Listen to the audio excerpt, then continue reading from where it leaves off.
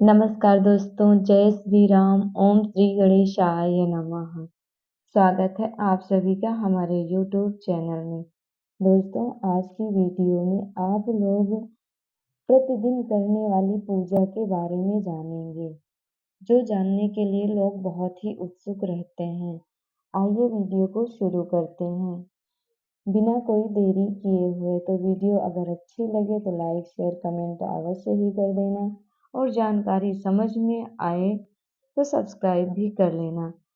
देखिए, अब हमको क्या करना है कि सुबह प्रातः उठकर सबसे पहले प्रभु को याद करना है। उसके बाद गायत्री मंत्र का जाप। ओम भूर्भुवस्सुः तत्सवितुर्वरेण्यं भर्गो देवस्य धीमहि धियो यो नः प्रचोदयात्। कि जो इस प्रकार था। पूजा करने से पहले आसन बिछाना चाहिए। आसन पर बैठकर ही पूजा करनी चाहिए हमें। बिना आसन के ऐसे खाली जमीन पर बैठकर पूजा नहीं करना चाहिए। पूजा करते समय सिर को दुपट्टे से या फिर रुमाल से, अगर आप लोग महिला हैं तो साड़ी के पल्लू से ढक लेना चाहिए। पूजा करने से पहले हमें पूजन सामग्री को गंगा जल से शुद्ध कर लेना चाहिए। बिना शुद्ध किए पूजा ना करें। पूजा में देवताओं के सामने धूप और दीपक जलाएं। धूप और दीपक जलाने के बाद आप लोग देवी या फिर देवता जिनकी भी पूजा कर रहे हैं, उनके मस्तक पर हल्दी, कुमकुम, चंदन और चावल लगाएं। जो भी देवता को जो भी लगता है, किसी किसी को हल्दी, किसी किसी को कुमकुम, आप उसी हिसाब से लगाइएगा, अपना देख लीजिएगा। उसके बाद में प्रभु को हार चढ़ाना चाहिए।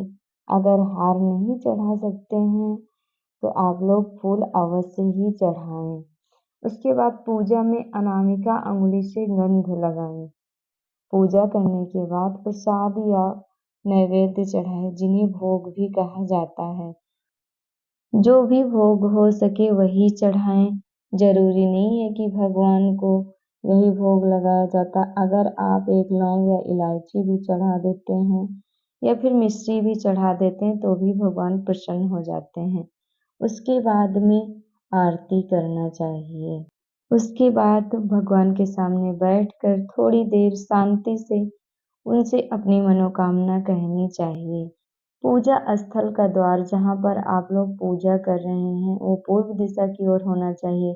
घर में मंदिर ऐसे स्थान पर बनाना चाहिए जहाँ दिन भर में कभी कभी सूर्य की रोशनी भी पड़ती हो। प्रतिदिन हमें पंच देवों की पूजा करनी चाहिए। लोगों के मन में बहुत सारे सवाल रहते हैं कि अगर हम प्रतिदिन पूजा कर रहे हैं तो हमें किनकी पूजा करनी चाहिए।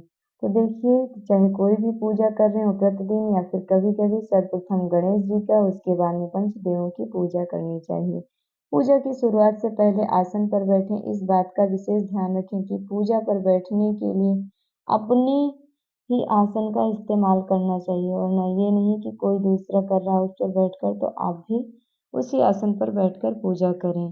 इसी प्रकार मंत्र जाप के लिए माला भी हर व्यक्ति का अलग अलग होना चाहिए। जिससे आप मंत्र जाप कर रहे हैं वो आपकी पर्सनल माला होनी चाहिए। किसी और की माला से जाप नहीं करना चाहिए। फिर उसके बाद एक मुखी दीपक प्रज्वलित करना चाहिए। दीपक या तो देसी घी का या फिर तिल के तेल का प्रज्वलित कर सकते हैं।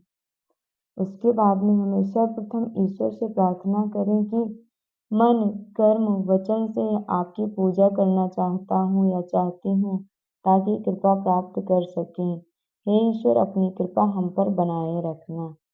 सामान्य रूप से हमें सबसे पहले भगवान गणेश का स्मरण करना चाहिए, लेकिन अगर आपके गुरु हैं तो पहले उनका स्मरण करें, फिर भगवान गणपति का स्मरण करें। मंत्र जाप के बाद जल का स्पर्श न करें, अन्यथा जल में सकारात्मक ऊर्जा नहीं रहती है, वह चली जाती है। तो हमें मंत्र जाप करने के बाद जल का स्पर्श नहीं करना चाहिए, जो मंदिर में जल रखा होता है। अगर आरती करना चाहते हैं तो सबसे अंत में करें।